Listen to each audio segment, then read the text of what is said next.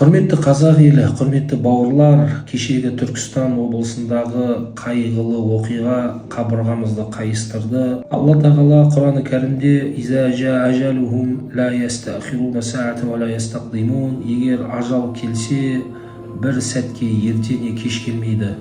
Яғни ажал айтып келмейді, жазмыштан озмыш жоқ. Ауыр қаза көп адамның қабырғасын қайыстырды.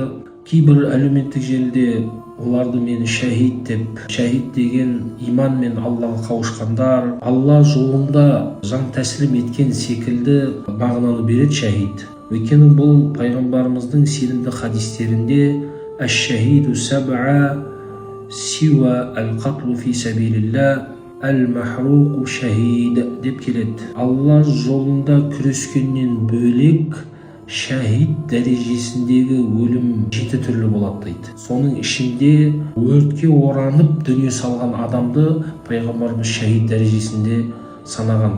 Ауыр өліммен, қиын өліммен жан тәсілім еткен адамды дініміз шәһид дәрежесіне көтерген екен.